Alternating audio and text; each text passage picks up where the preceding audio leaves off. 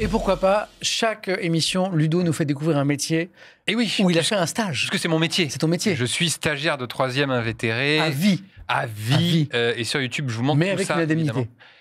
Oui, une indemnité, c'est mon métier, forcément. T'as fait un stage dans quoi, là ? Mais tout à fait, voilà, donc je vous fais découvrir des métiers. Effectivement, je vais les suivre pendant une journée et j'en fais une vidéo sur YouTube pour que vous découvriez tout ça. Et sur la chaîne YouTube de Ludo, il y a tous les métiers qu'il a découverts. 90, un peu plus de 90 aujourd'hui. Métiers différents, un peu de tout. Vraiment, il y en a pour tout le monde. Et j'en ai fait plein d'ailleurs dans le domaine finalement de l'automobile en soi, mais même de la mécanique, parce que j'ai pu suivre un mécanicien.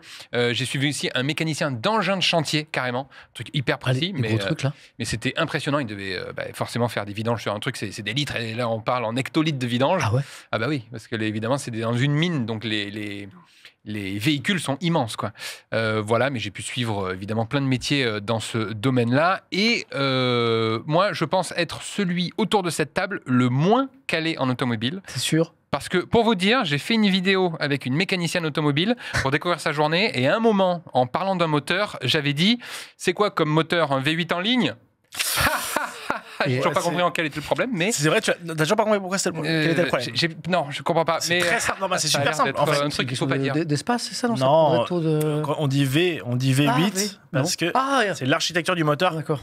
En fait, les pistons sont en V dans un moteur, tu vois, ils sont comme ça. Ah oui, d'accord, j'ai compris. Et tu peux avoir après un 6 en ligne, donc 6 pistons qui sont en ligne. Donc tu peux pas avoir les deux. Un V8 en ligne, non, c'est impossible. Ok, mais moi j'ai dit juste deux mots que je connaissais. On a à peu près le même niveau. Mais on est d'accord. J'ai appris ça. Les PTDR dans le chat, c'est facile. Voilà, je n'ai un niveau nul en automobile, évidemment. Voilà, mais du coup, sachez que je me tourne vers vous, Anna et Étienne. N'hésitez pas à me dire si je dis n'importe quoi, que ce soit dans ma chronique, mais aussi en général. Voilà, parce que exactement, je compte sur vous là-dessus. Mais aujourd'hui, surtout, je vais vous parler du métier de carrossier. Je prends moins de risques. Ok, ça va, normalement c'est bon. Normalement c'est bon. Alors il y a quelques temps, moi j'ai suivi Néo dans sa journée de travail. Lui, il est carrossier depuis 5 ans en atelier. Et donc son métier, ça consiste à réparer des carrosseries, comme son nom l'indique. Jusque-là, je pense que j'ai bon. Ça va, parfait. Et par exemple, je l'ai retrouvé en train de poser du mastic et de poncer une aile de voiture. Et c'est une partie, c'est un métier qui se fait beaucoup, je ne savais pas, mais au toucher, en caressant les voitures. Regardez. On ressent mieux avec la main faible. Ok, d'accord. Attends, je le fais de l'autre côté du coup. Et essaye de vraiment mettre ta main, tu vois, tu mets vraiment ta main et tu... Est-ce que toi tu sens des défauts là par exemple? Tu caresses bien, je trouve. Aucun? Non. Et toi t'en sens plein, je suis sûr. Non, pas plein, mais tu vois par exemple, ici là, tu vois, ici on voit qu'il y a trop de mastic, tu vois. D'accord, ok, il faut être expert. Je ne sens absolument rien du tout. Ah ouais, je caresse cette voiture, mais voilà, moi je ne sens rien, tout est lisse.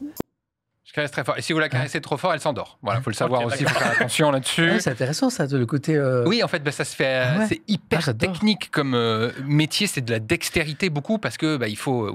Ils utilisent ça et la lumière aussi parce que ils mettent des espèces de néons et ça fait refléter. La lumière se reflète sur la carrosserie. On voit tous les petits défauts, c'est ça. Dès qu'il y a un accro, ça se voit tout de suite parce que ça fait un pli avec la lumière, quoi. C'est ça, mais c'est un métier effectivement de détail, de dextérité, de technique à chaque étape. Parce qu'il n'y a pas que l'histoire du ponçage pour avoir un truc bien lisse, etc.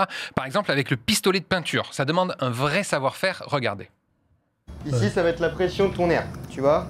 Là, tu as une pression. Ça va être ton jet. Là j'appuie, il n'y a rien de tout ça. Ouais. Et plus tout, ok, d'accord. Et plus il y en a, quoi. Tu vois. Mais si t'en mets trop, après, ça va faire des coulures, des trucs. Moi, tu trouves ton réglage. Moi, je travaille à basse pression.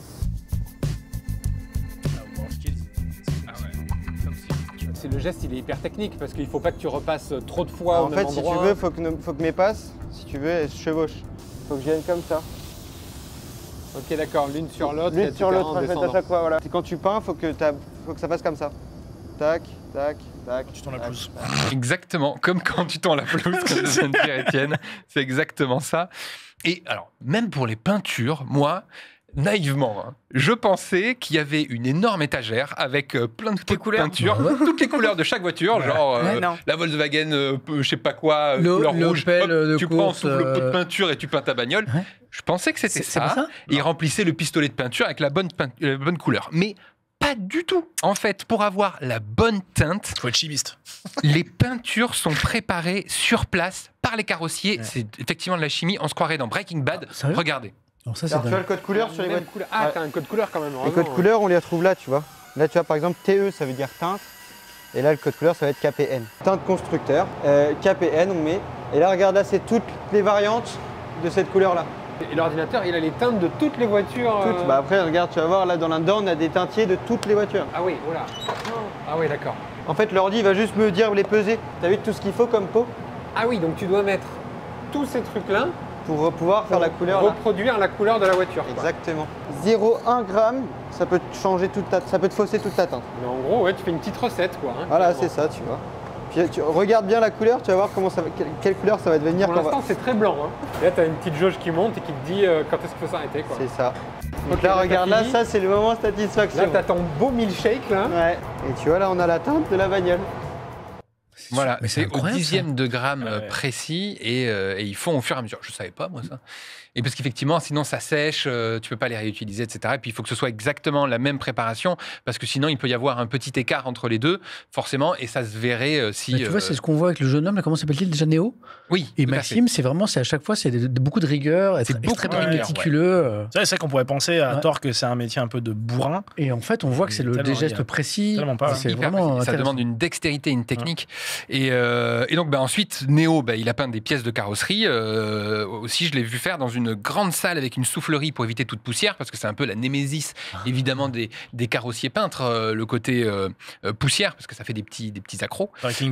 Et c'est super satisfaisant à voir, le rendu final, quand c'est hyper bien lisse. Voilà, ça ressemble à ça, cette espèce de pièce-là, comme on a pu voir. Et donc, c'est hyper satisfaisant de voir la maîtrise du pistolet, la bonne quantité pour pas qu'il y en ait trop, pour que ce soit homogène. Enfin, par exemple, s'il y avait quelqu'un autour de cette table qui avait déjà peint au pistolet de peinture, il pourrait nous confirmer à quel point c'est technique. Je sais pas, moi, est-ce qu'on a quelqu'un qui a pu faire ça? Il y a un Étienne que tu vois. Non, c'est moi à droite. C'est dans la dernière vidéo d'Amixem, il est en train de peindre au pistolet. On voit les traces, je tiens à te préciser. Alors, j'ai été dans la vitesse plutôt que la propreté. Et à côté, c'est Maxime, effectivement, qui est plus en galère au rouleau. Effectivement. Est-ce que c'est facile ou pas à peindre au pistolet? Ou c'est une technique? Comparé au pinceau, je pense que c'est beaucoup plus facile. Par contre, effectivement, du coup, pour avoir quelque chose de très très propre et qu'il n'y ait pas de blanc ou que ce soit très homogène, là, il faut de la technique. Et de chevauchement, surtout. Chevauchement, il faut aller vite, mais parce que tu as envie d'aller très vite. Mais en fait, du coup, tu oublies. Et donc après, c'est un enfer, tu t'en sors plus. Et oui, ça demande un apprentissage finalement bien spécifique.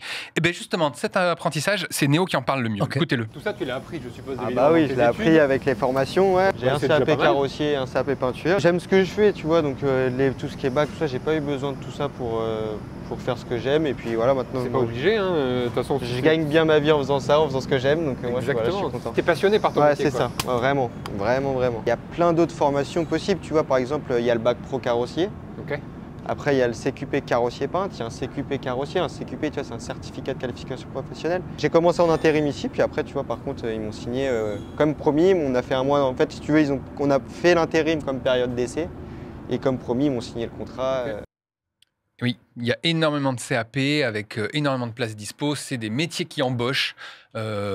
Car aussi d'ailleurs dans tout le domaine au final de l'automobile, ça embauche énormément. On peut dire ça qu'il y a des débouchés, c'est une vraie info, quoi. Il y a beaucoup de débouchés et il y a aussi en fait on peut très vite augmenter, que ce soit en termes de carrière, en termes de salaire aussi. Pose la question, les salaires, c'est ok ou pas? Écoute, on laisse Néo en parler lui-même. Voilà, c'est une question importante quand même. Rémunération, admettons un jeune qui sort de CAP, d'apprentissage, qui travaille, il peut espérer, t'as une fourchette ou quelque chose ou pas? Ouais, je pense que ça doit tourner autour des 1005, 1007, tu vois, ça dépend selon des net, évidemment net. On va commencer en bas de l'échelle, mais par contre, comme tu dis, il y a une marge d'évolution, de progression qui est assez importante et qu'on évoluait vachement vite dans la carrosserie, quoi. Et en termes de salaire, on stagne pas, quoi. Les salaires, ils montent en permanence, quoi. J'ai une question dans le chat, je ne sais pas si tu peux répondre à Alex. Alex, tout simplement, si jamais on veut le faire en reconversion, comment on fait? Tu peux, alors pareil, il faut faire passer le CAP, dans un CAP, exactement. Et il y a des formations qui existent aussi de reconversion si on veut faire ce métier, mais les métiers de l'automobile en général, effectivement, le service et l'automobile, si les gens sont passionnés par ça et ce envie que j'allais dire, le point commun depuis tout à l'heure, c'est vraiment des métiers passion. On le voit dans le ton, dans les yeux. Ça recrute, les formations formations sont hyper ouvertes, il y a de la place, faut y aller.